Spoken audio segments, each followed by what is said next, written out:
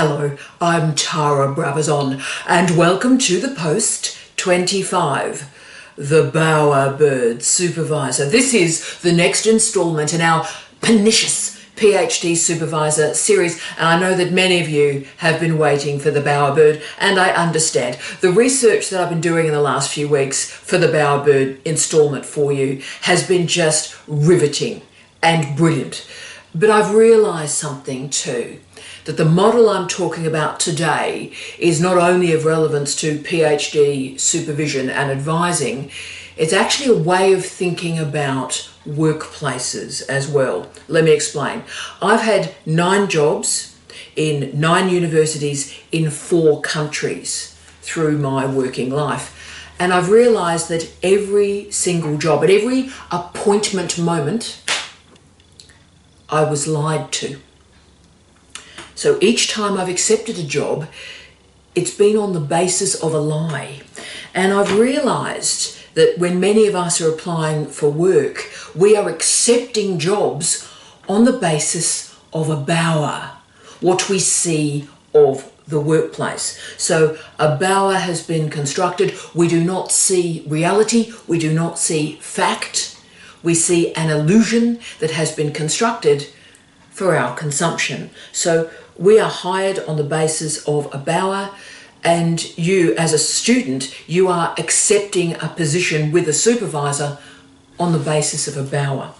So I thought that this would be sort of a minor installment in the series, a bit quirky, a bit funny, and it's ended up being sort of like soul destroying for my entire life. Hashtag no pressure. Actually, what it has done for me is it's created a whole different lens, a way of thinking about my working life. So I hope it offers some insights for you as well. So therefore, let's talk about the Bowerbird Supervisor, knowing that the Bowerbird boss and the Bowerbird manager are archetypes you will also see through your career, and you probably already have. So a bower is a stage that is constructed by the powerful to convince less powerful people, birds, objects, of their relevance and importance.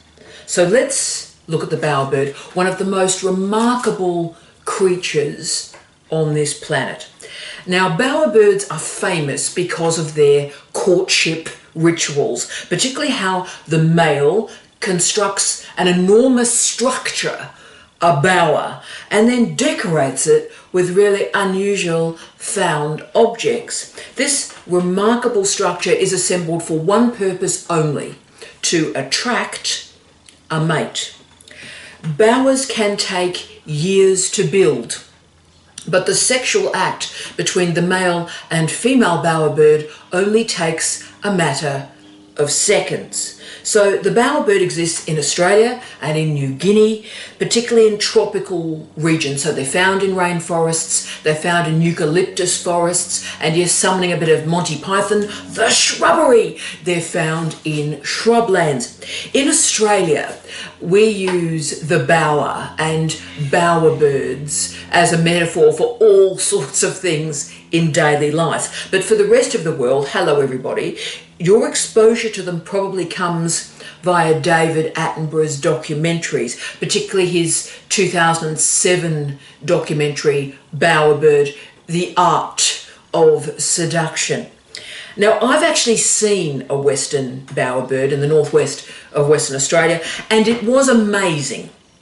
It's a smaller bird than the more famous satin bowerbird, but it's a tiny bird, but it constructs this enormous bower, and it has a fondness for mirrors, for glass, and for green and white, which of course, unlike the famous satin bowerbird, with a fondness for blue. All bowerbirds, bar one, are polygynous. The female builds a nest and raises the young completely alone. So the bower is built for the attraction of a female for mating. And that's the end of its usefulness until the next female comes along. And the bowers do vary. There's the fantastic maypole bower where sticks are placed around a sapling. There's the, I think they're my favourite, the avenue bowers. So these two lines of sticks creating an avenue. The bowers are a structure, and they are a structure that configures an architecture for display. And in these display courts are a series of really brilliant found objects. So flowers, stones, feathers, leaves, shells even.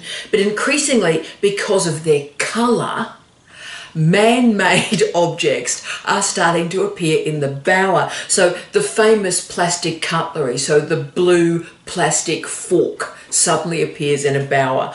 Coins, mirrors, pieces of glass. Bower birds also steal objects from other bowers, which is going to become important shortly. So not only are these objects collected, but they're rigidly and ruthlessly and endlessly organised by the bower bird. The McGregor bowerbird builds a stick tower that is then surrounded by a dance floor and can mimic an array of sounds. And scientists have recorded the mimicry of the barking of dogs or the crying of children. And my favourite are the Vogelkop bowerbirds. Obviously, if I'd had a son, I would have called him Vogelkop. But they build a stick yurt, obviously, and then they pile colours around it: blue, red, and orange. And then they organise those three colours with a ruthless precision. And then in this well-crafted forecourt, if you will, stage, the male bird then performs a series of courtship displays. Intricate movements and really careful and powerful sounds. So what happens is the female bowerbirds, they have a look and they go in and they assess multiple bowers, and they assess the best performing male in that bower. It's like X Factor, but for bowerbirds. And yes, many females often select the same male. The scale of the courtship rituals means that scientists have been endlessly drawn to the study of the bowerbird and the motivations for the selection of one male over the other. And even Charles Darwin discussed bowerbirds. That's how amazing they are. They are so weird.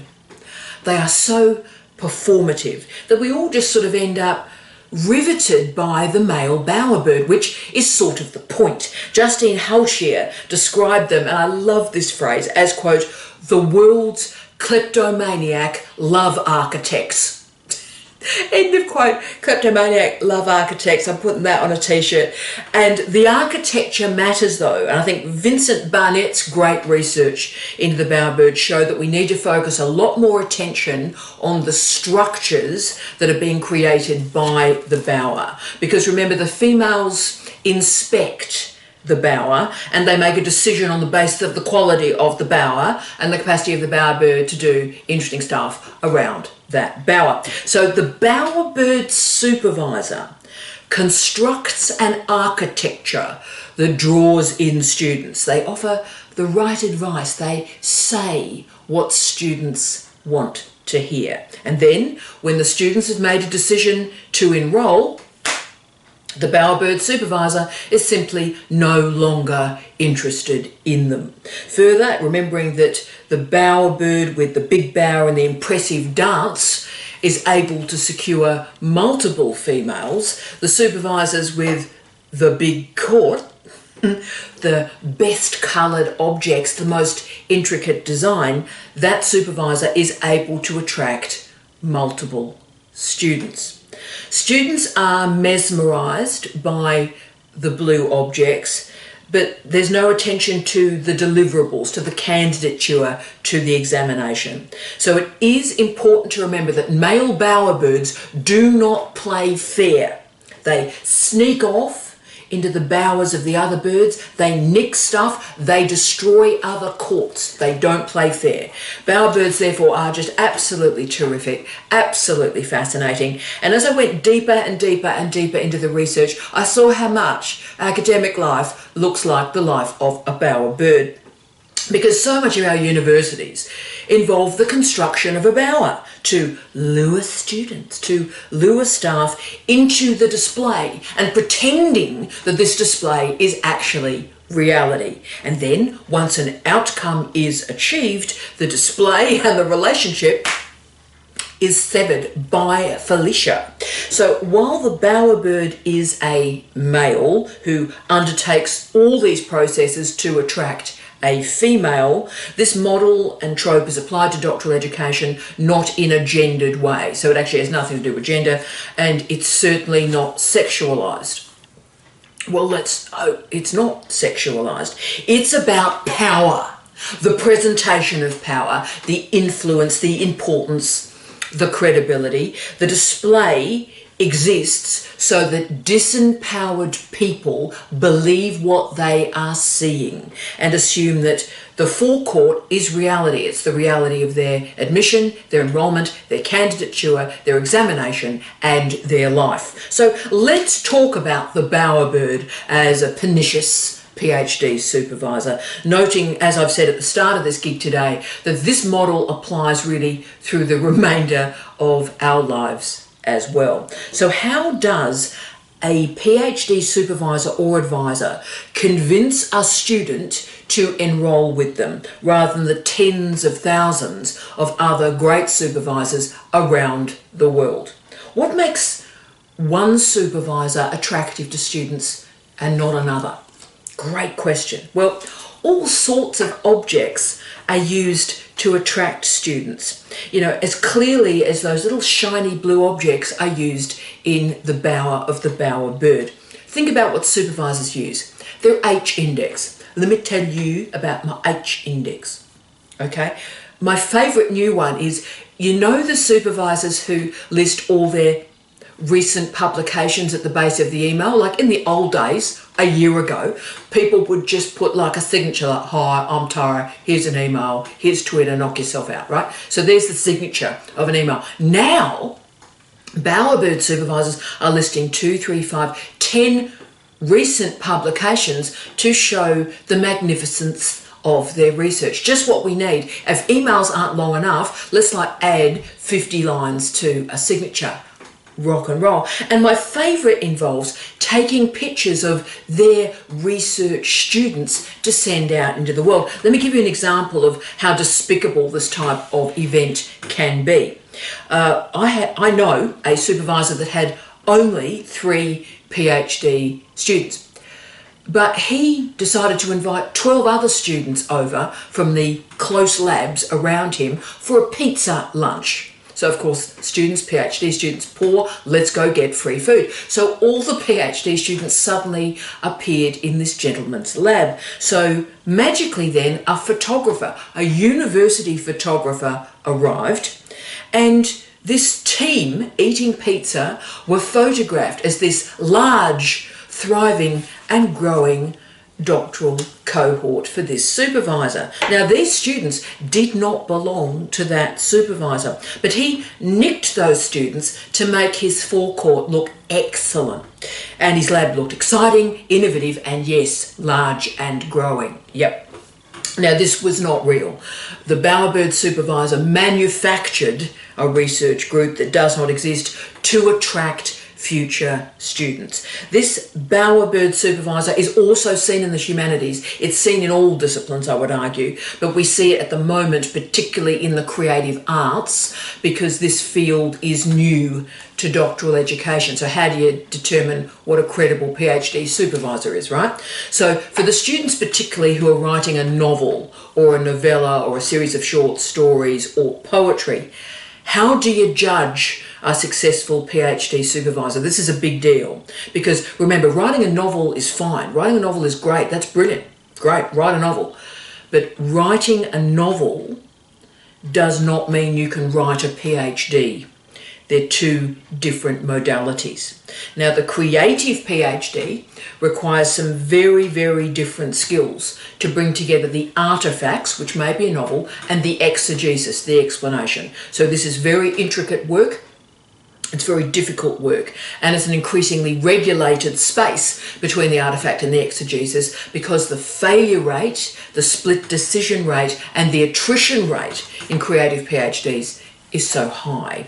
My most horrific example of a bowerbird supervisor in creative writing, and it still upsets me and fills me with rage, and it's rare because I'm not a rageful human, but this was a supervisor who once a week got together all their students, their PhD students, but their first years, their honours students, undergraduates, and everybody would sit in a circle, and every week they would share, nay overshare, a particular trauma in their lives. So this became like this sort of toxic, horrifying Monty Python sketch where, you know, these poor people are oversharing grief and loss and abuse and trauma, as if this is the way to express this stuff. This is the way to construct art.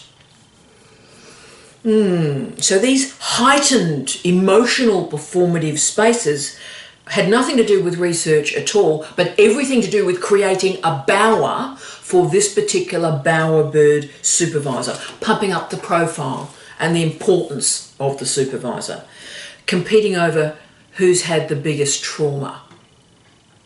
That has absolutely nothing to do with the writing of a PhD. So it is important to note that different disciplines have different bowerbird behaviours, because the currencies of what's important are different in different disciplines. Because varying students need to be convinced of credibility and authenticity and importance, we need to recognise that there are a lot of disciplines and the bower is different in each. That's important. To give you another example that again is more generalisable, we've all worked with that person who endlessly summons and talks about the posh university, right? So the moment you introduce them, "Hi Marg, how you going? How you going, Marg? How you going, Phil? How you going, Ralph?" And basically the next sentence is, "Well, when I was at Cambridge, when I was at Yale, when I was at Auckland, when I was at Melbourne," the list goes on, as if summoning a particular mode of university background has any bearing on the present or your opinion of them. Another great technique in building up a bower is endlessly name dropping, so oversharing your friendships with really important people. So they'll endlessly throw into conversation like a Nobel Prize winner, Hanif Kureishi, a big deal editor for a large publishing house, or randomly state, "When I was talking with the Vice Chancellor." So through this process, the bowerbird gains a bower through association, right? So whenever you come across a name dropper, and wow, there are a lot of them in international higher education, when you come across a name dropper and someone is using that name dropping to enhance themselves and build their influence over you, then be aware. Big important technique. The issue is that not only is the bowerbird supervisor making themselves big in the university sector, and look, let's be honest, that's basically what's happening every day in universities. Much of university life these days is about giving somebody a prize for opening an envelope, right? So the problem is that all the attention is placed on the construction of this display, this bower, how important they are. And once you as a student are attracted to that display, the moment you've enrolled, no attention is given to you at all. All the display disappears and they withdraw interest and attention from you. The goal was for you to enroll in the program, and once you're admitted, their responsibility and interest sort of ends. And this is the model of the bowerbird supervisor. Okay, and remember, the reasons that you believed in them were frequently founded on found objects, objects that they nicked from other people. So the bowerbird has one aim: to get you admitted to the program with them as your supervisor. So you enroll, and what happens next is of no concern to them at all. So this pattern, can I say, is diabolical to a doctoral program. In fact, one of the worst supervisory, again I'm going to get teary here, my goodness, one of the worst supervisory experiences I ever saw in my entire career, I'm 53, involved a Bowerbird supervisor enrolling 12 students in a 3-year period, and all of them are treated, all of them left the program without an examination, right? How did that happen? Well, the supervisor had plenty of money, and she was working in a really important area of nursing where there are not a lot of people working and there's plenty of money. So there isn't a lot of active researchers in that field. So she was able to attract the money, and in this case, attract the international students. So they enrolled in good faith, attracted to the bower of the supervisor, and she had absolutely no idea how to supervise. She neglected them, she was nasty, she was abusive to them, she complained she wasn't getting enough from them in terms of publications, although she did nothing to create those publications. And what happened was,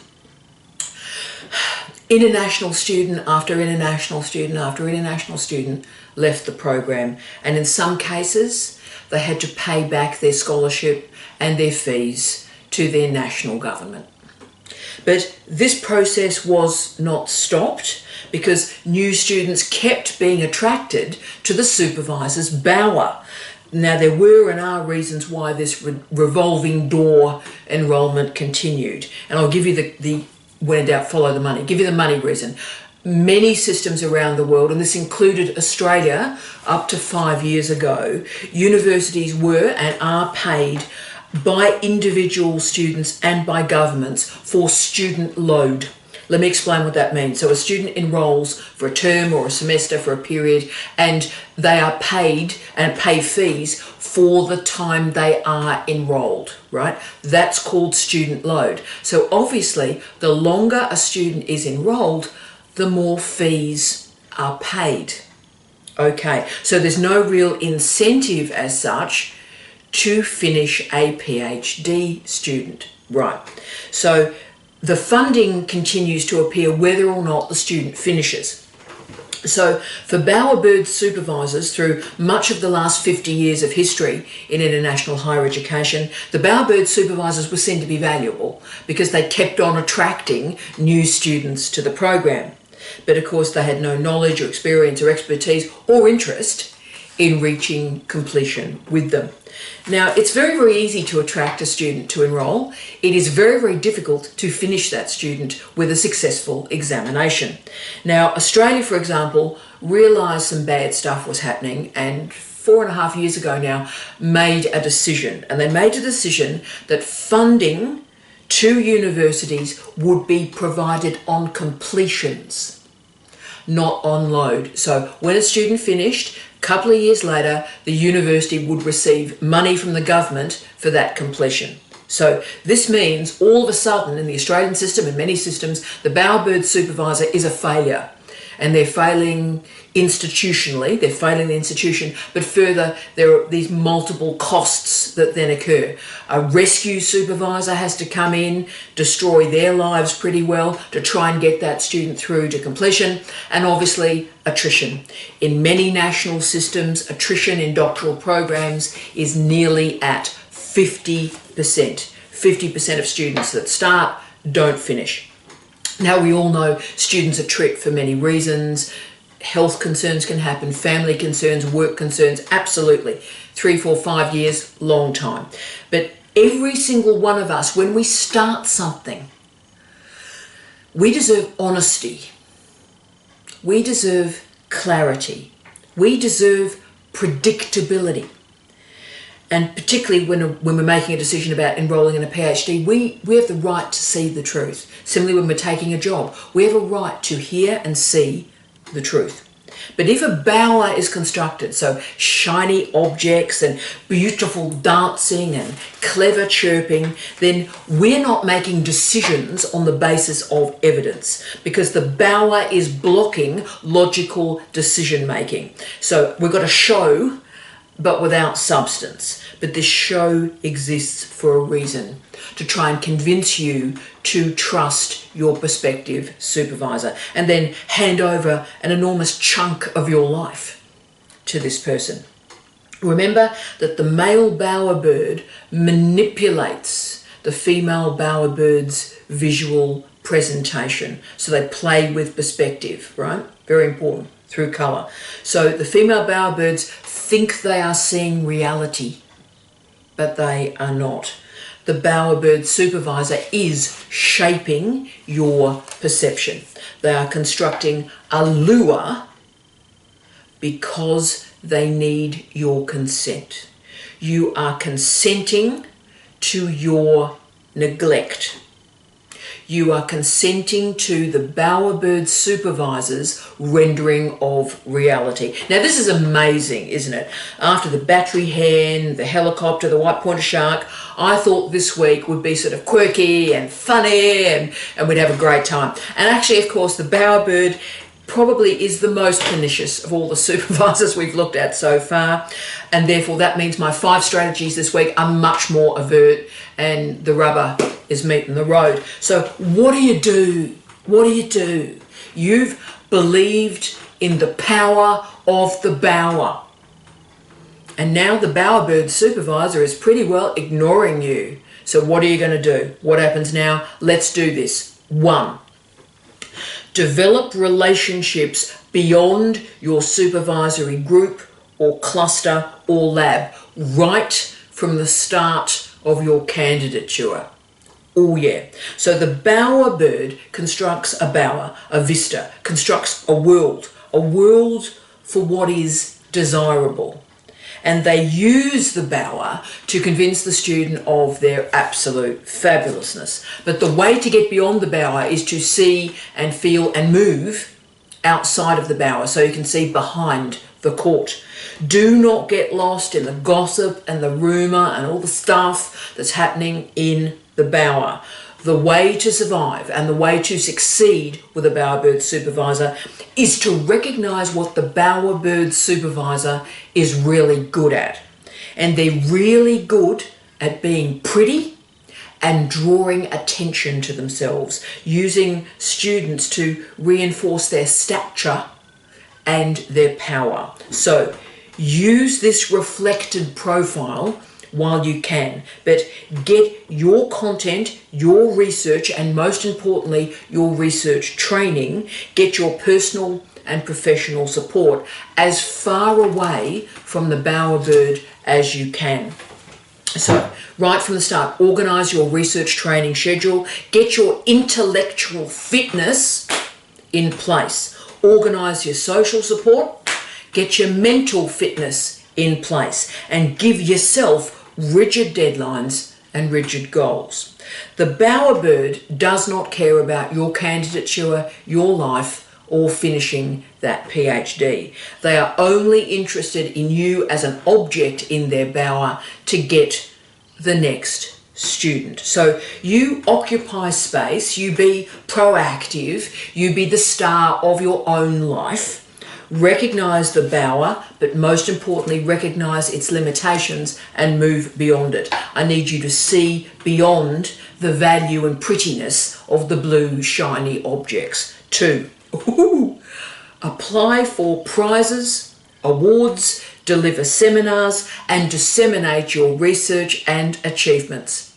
This is rare for me because, you know, I have a lot of problems with people who receive a prize for opening an envelope, yeah? And there are so many micro prizes in academic life at the moment. It's unbelievable. And these micro achievements are only reinforced by social media, which then something very small's happened, and let's make this small thing even bigger than it actually is. But the key with being a student of the bowerbird is you understand their currency. The currency of the bowerbird is their profile. They want to make their bower as big and as impressive and as beautiful as possible. So students enrolling in their supervision enhance the bower. But then of course you're displaced for the next student that they're going to attract, except if you recognise the bowerbird's currency. So in your doctoral program, put yourself out and about a lot.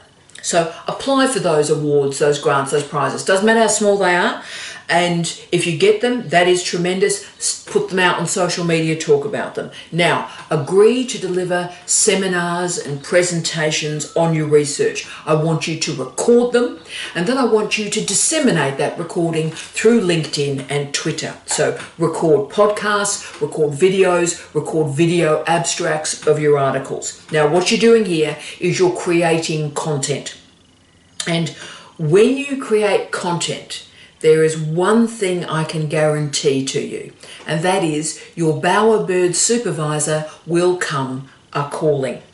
They'll give you attention, because the other great characteristic of the bowerbird is that they nick stuff. They steal from the profile of others.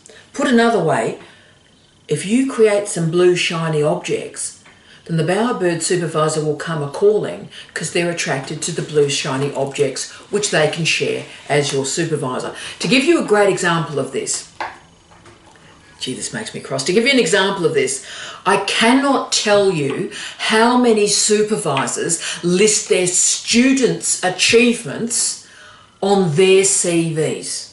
Okay, so the student wins a Vice-Chancellor's Award for their thesis, and that award appears on the supervisor's CV.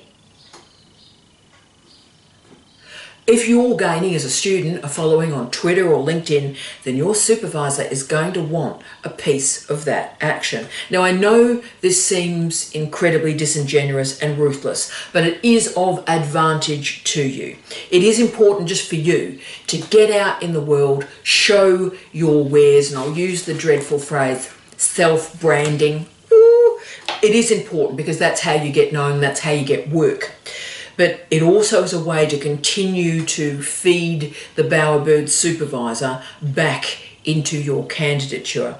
And to give you a great example of this, my diabolical PhD supervisor, you know, the shocker, he didn't read a word of it, didn't sign it off, just a terrible human being. He continued to list my completion on his CV right to the day that he retired. Now, actually, he'd left the organisation. He didn't even sign off. He wasn't the supervisor when I submitted that thesis. And yet, for the entirety of his career, I was listed, my completion was listed on his CV. Wow. 3, talk with the current and the former students of the bowerbird supervisor and learn what works. Oh yeah. The problem with the bowerbird supervisor is not that students are not enrolling. They're certainly enrolling. They're attracted by the bower. The problem is endlessly the students don't finish. So a key strategy in finishing with a bowerbird supervisor is to talk deeply and honestly with current and former students. Learn from the other members of the bowerbird supervisory cohort. Work out what worked for them and what didn't. And just think about this, if you've got a large group of people in a cohort, then you're all incredibly bright people. You are bright people, so help each other to further the candidature and become better scholars. Enable the careers of others. And as I always say, when people tell you the truth about themselves, believe them. Learn from the experience of others, learn from the mistakes of others, and build a strong cohort of trusting students. This cohort matters so much in this circumstance because you are so much stronger as a group. Now, one of my most amazing experiences in life was when a group of students, I was dean at the time, when a group of students, 9 students, made an appointment and saw me at 9 a.m. on the 3rd of January. So the university had been in, Christmas break, and it opened again on the 3rd of January. I remember it because it's my birthday. And so they made an appointment for 9 a.m. on the 3rd of January, the day the university reopened. And I thought, oh no, what complaints happening here? What a way to start my birthday. Oh my goodness me. And they were all in the same lab. And actually they were coming to me at 9 a.m. to get strategies about how to finish, because they needed something. They realised that things had just got a bit silly, that the Bowerbird supervisor was saying all this stuff about all these people, and it was getting ridiculous. None of it was actually true. And the students wanted somebody else outside of the Bower who was knowledgeable, who could tell them the truth. And I always remember when I was dealing with these wonderful students, I would say something, and I had 2 screens behind me, and I would always say, now, this is what I've said. Let me just show you on the screen evidence of what I've just said. Don't trust me. Don't trust me. What I've just said, let me show you on the screen. And they were good scientists, a lot of them, and they learnt to trust me by seeing and reading the evidence. And it became clear that the Bowerbird supervisor was simply making stuff up to increase their own credibility and power, and reducing the credibility and power of others. So for the rest of their candidature, this remarkable group of 9 students met with me once a month at least, and would send me emails to just check variables and things on the way through. And all those students got through to examination. They took a bit longer than we all would have liked, but they got through, and they succeeded because they bonded together as a team, and they learned from each other, and they created a much more positive environment. And they also learned to check and verify and assess what was going on. Brilliant. 4. Woo. Conduct negotiations with your supervisor via email. Get the deal in writing. This bit of advice comes from hard, soul-destroying experience, team. Remember I said that Bowerbirds are not only supervisors, they're managers, they're people you're going to confront throughout your life. And I've had 9 academic jobs in my career. I made life-changing decisions for me, for my husband, for my family, on the basis of statements made by a Bowerbird to get me to work in particular places. Remember that the female Bowerbird inspects the bower. They move between the different bowers and they compare them to work out what they're going to do. So I need you to inspect your supervisors, approach different supervisors, assess their degrees, their professional development, their success rate, Google Scholar, yeah, talk with current and past students. I want you to review their Twitter, their LinkedIn, their social media posts. And most importantly, this is it. If the Bowerbird is making promises to you, and they all do, get those promises in writing. Get them in an email. You write down what the promises are, ask for a response, and you respond and you store that email. Very important. I've seen so many students tricked into candidatures, particularly post-COVID. This has been very upsetting. So what's happened is, it seems, and this is a big group, hasn't been studied yet, but students post-COVID have come into PhD programs being promised flexibility, family-friendly time, work can be done online, respect for the family, yes, yes, yes, and then the student arrives and they start, and it's a completely different scenario, and they've moved their lives. So this is the way of the Bowerbird, because they have mimicry. They say what you want to hear. And this becomes much more serious if suddenly they're in a contractual engagement. So get the promises in writing. The Bowerbird only behaves in this way to lure students into the supervision. And remember, particularly for our early career colleagues, they haven't got a lot in their bower, right? So they're competing with professors and they haven't got a lot. They haven't got a lot of shiny objects, right? So one strategy, it's a wrong one, can I say, is early career researchers lie and sort of big up themselves and create a big blue pile of borrowed and stolen stuff. And none of it's real. So get the commitments in writing. Remember that bowers exist so that supervisors can compete with other supervisors. So get the commitments in writing. And remember that you will meet bowerbirds throughout your entire career who will say anything to get you into accepting that job. These are dangerous people, and this is a dangerous workplace strategy. So what we're talking about today, you will see in the rest of your life. Just remember one line from a 53-year-old woman. If it's not in writing, it doesn't exist. 5, transfer supervisors. Now, obviously, transferring supervisors is a strategy for every single pernicious PhD supervisor we investigate in this series. And a lot of you are saying, well, just leave. Can I just say, transfers are very complicated, and the research about transferring from a supervisor is not all happy, happy, joy, joy fairy tale. It's really not.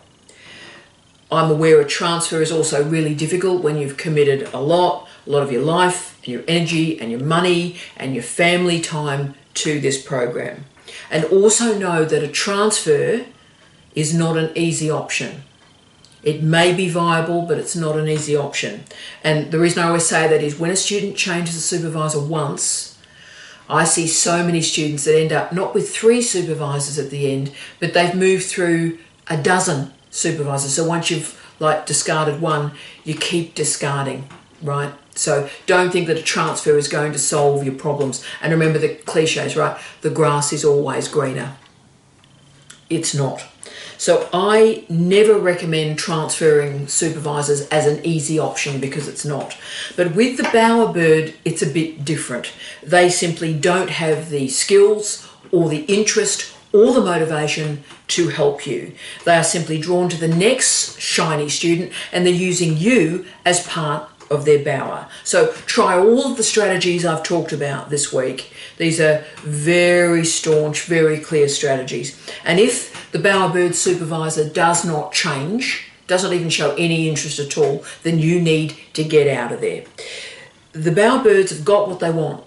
So if they're that ruthless and they've got what they want, you're not going to be able to finish. So the way to change the bowerbird behaviour is to disrupt the bowerbird behaviour, and that is you choose another supervisor. It's also the only way to get their attention. Students, like the female bowerbird, have a moment of choice. They do. They can choose. They show power through their choice, through their selection.